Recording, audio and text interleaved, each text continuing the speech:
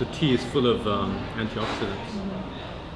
Coffee has its benefits, and I believe that it's a plant source, so the coffee beans being a plant source can be good for you. Oftentimes it's the processing that's the problem, and then there's a point where too much may be bad for you. So today I want to let you know that the benefits of the coffee, but also the negatives that you might be surprised about. But the tea is full of a compound called EGCG, and that has anti-aging properties. It has blood pressure lowering properties. But the best thing about the tea, I just find that it's very soothing and calming. It's good for the digestion, it protects the lining.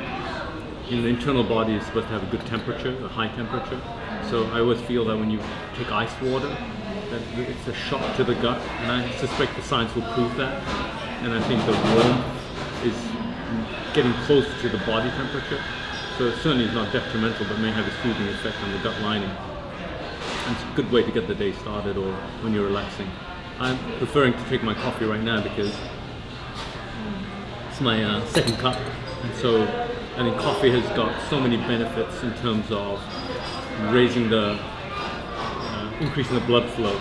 And so the reason why people feel that little pickup is because it's the blood flow. But the science is telling us that that 60% of the population don't have the enzyme to break it down. I'm one of them. So when I have my cup of coffee, I feel the energy. Ironically, the people who don't feel the energy, they do better from a cardiac standpoint. And someone like me and 60% of the population who feel a surge in energy after coffee is because we don't break it down. We actually will have a worse cardiac outcome. In other words, more blood pressure, more heart disease. Doesn't mean you're going to have it, but you have to be aware of it because of that enzyme deficiency. How did you find out about the enzyme you don't have? So I did a genetic testing on myself. It's purely cardiovascular, but it's cardiovascular, it's metabolic. It has overlap with some other, let's say, inflammatory genetic predisposition. What that means that based on my DNA, my body cannot process certain things, my body cannot produce certain things, and so those have outcome issues, and one of those, as I said, is a cytochrome enzyme. That these enzymes are in the liver primarily, so when I drink my cup of coffee, I won't break it down as much, so more of the coffee is in my bloodstream. If it's in my bloodstream, then it's going to be more effective. That's where the caffeine is more effective. For somebody who has the enzyme to break it down, then they could drink 2 or 3 cups and not have any problems, but they won't have that surge in energy. So I think the benefits of coffee is that, you know, that it's an antioxidant. If you get good sources, it increases the blood flow, it gives you energy.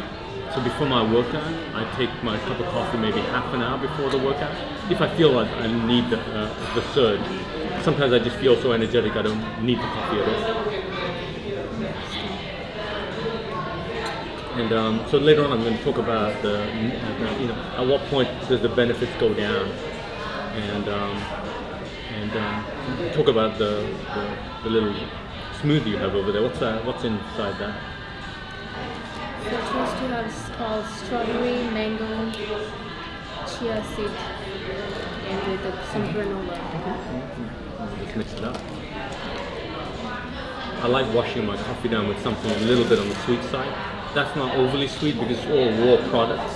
I think it's more of a puree, like a smoothie of those ingredients you just said, the mango, the banana, the strawberry. And it's got chia seeds. You know, in itself is good for cholesterol, good for fiber. And the granola is a whole grain, so it has fiber, it has protein. I call it food with no guilt. And I'd like to share that with you.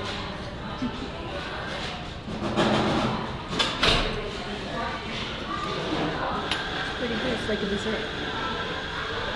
Would you recommend that for like a good snack? Yeah. Well, you can. That's great for breakfast. A lot of people are looking for quick and easy, on the run.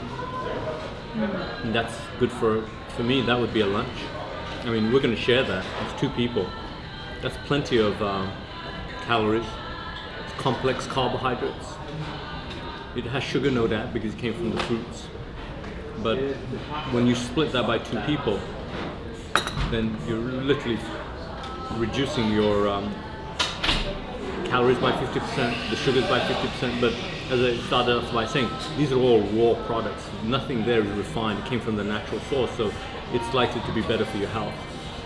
And for me, at lunch, I like to keep it simple, where it's almost like an intermittent fast, where sometimes I may even eat less than that. I may just drink coffee and some tea and water, because when the body goes through a period of fasting, it starts to engage some of the survival mechanisms, where the immune cells start to multiply, growth hormone multiplies, testosterone goes up.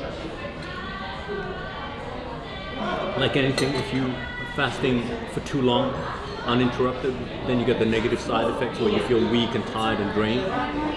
But since I've been eating very light at lunchtime, sometimes no lunch, just hydration, I'm able to go all day long and do the workout. And then after the workout, I have my meal, which still is by 5, 6 p.m. I don't like to eat too late at night, because it tends to slow you down. You tend to overeat. It sits around before you go to sleep.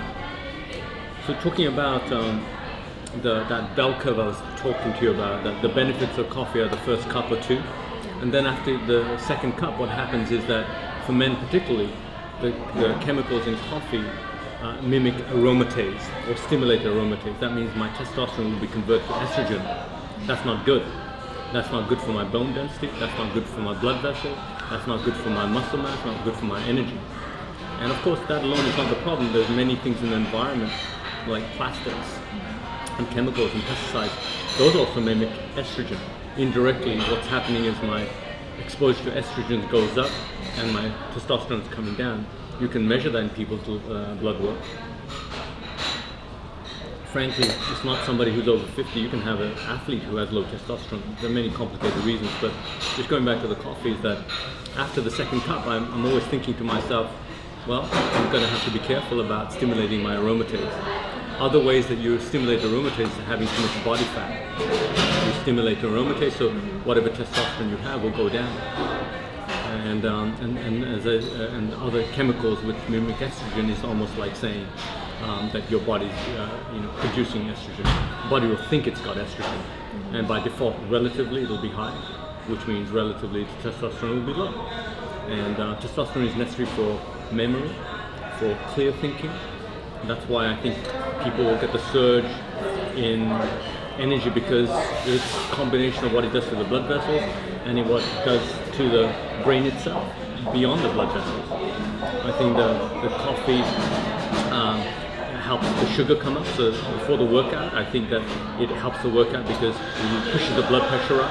Things that push the blood pressure up probably release sugar in your bloodstream just enough, so your body can utilize that as fuel.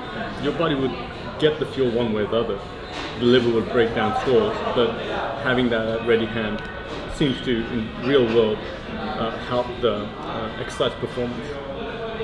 So the downside goes one step further. Talked about the genetics, where if you can't break down the caffeine, you can actually have worse outcome if you allow, like you smoke and you don't exercise and you don't sleep well. So genetically, that's at one point. Stimulating aromatase, so you have a drop in your testosterone, that's a problem. And frankly, you probably have adverse effect. That means a negative impact on nitric oxide. And that's probably how people's blood pressure goes up in the long run. When you have excessive amounts of coffee, not only does the caffeine raise your blood pressure directly by narrowing the arteries, but one of the mechanisms is because it probably impacts the release of nitric oxide. So nitric oxide opens the arteries, so more blood flow comes.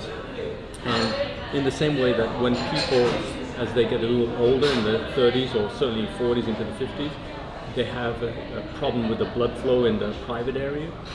And that's a sign that the blood flow is a problem. And people that have a blood flow problem is like saying high blood pressure, hypertension is coming around the corner. So there's a way to predict. So when people have that, I guess like the coffee crash, is there something you recommend for them to do instead of drinking just more coffee? Yeah, so sometimes I think people don't understand that when they're drinking anything caffeinated, the volume of water that's in there will be the intake of water is going to be less than the urination that takes place because of the coffee. In other words, there's a net depletion in fluid. You're more dehydrated after you have caffeinated beverages. So my feeling is that when people have their crash, it could be a couple of things. The body's so used to the caffeine without it, the body says, you know, I can't function without it. That's one way of looking at it. The other more realistic way, which I think is the fact, particularly as you get older, is that you're dehydrated, because for the amount of fluid that's in your drink compared to the amount of water you lost in your urination, you're dehydrated. So being dehydrated is the most common reason for feeling tired. And in my late 30s, I was wondering why I was tired in the afternoon. When I started hydrating more, my tiredness went away. So throughout people's life cycle, there are probably different reasons why they have symptoms, and the cause of those symptoms are different for different people, but they're also different depending on which decade of your life you're in. So I call the 20s the invincible 20s, because it really doesn't matter what you do, what you don't do. You're not going to feel anything. In your early 30s, probably not. But by the late 30s, things like a little dehydration make a huge impact on your energy level, on your performance. And that's all. And then after that, if you ignore that, then you start to have problems with slightly elevated blood pressure, or slightly higher sugar, or slightly higher cholesterol. These are just early signs that something else is happening. You've got to ask yourself what's going on. It's not just age as a factor, but your functions are changing, and you've got to respond to why those things are happening. So once I think about that, I need another bite, so I don't get a crash. It's not too sweet. I think it's also a fallacy when people say that I'm hypoglycemic. Unless you're a diabetic, and at that you have to be insulin-dependent diabetic, or very bad diabetic, you cannot become hypoglycemic. Your liver will not ever allow that to happen. So it's a cliche, and I hope medical people don't say it, because it's incorrect. Your liver is a finely tuned machine. So when you have too many stores of carbohydrates, your liver will store in the form of triglyceride. If you keep doing that in an excessive manner day after day after day, you get what's called fatty liver disease.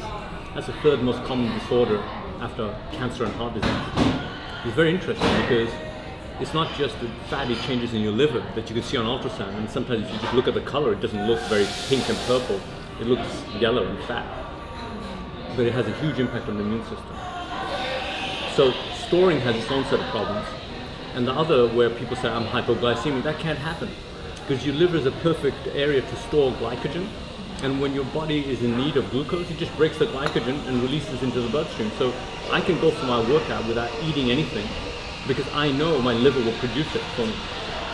The only thing that is detrimental for exercise and performance is hydration.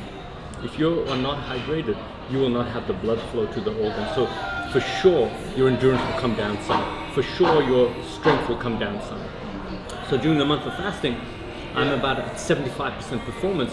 It's not because of the calories, it's not because of the sugar, it's because of the hydration. During the month of Ramadan, I can't drink water either. But on the months that I'm not fasting, and I'm not eating much or anything, and I have the hydration, I actually have full performance. For some people, it's a psychological thing, I believe, where they say, if I don't eat, I don't have the energy. I think psychologically. Because physiologically, there's no way your sugar went down. There's no way that you don't have the calories. For someone like me, if I actually eat lunch, all the blood rushes to my intestines, taking away blood from my muscles. So I actually can tell the difference, that I can't run as fast or as far. And my strength is not as powerful, because blood has gone away from my muscles into my intestines. So that's real, and I can feel it. And for other people, it seems the other way around. It's like when they don't eat, they can't perform, but I think psychologically. Because for sure, when you're eating, your stomach has to take the blood to the intestines to digest. So theoretically, you're going to have less blood flow to your muscles. So, as I started by saying, that coffee can be a beneficial thing, especially if you have good quality coffee and you don't overdo it. But like the bell curve, there are three downsides. One is probably you're going to be too dehydrated after a few cups of coffee only if you don't drink water. You convert testosterone to estrogen, you've got net deficit. It'll impact your body function.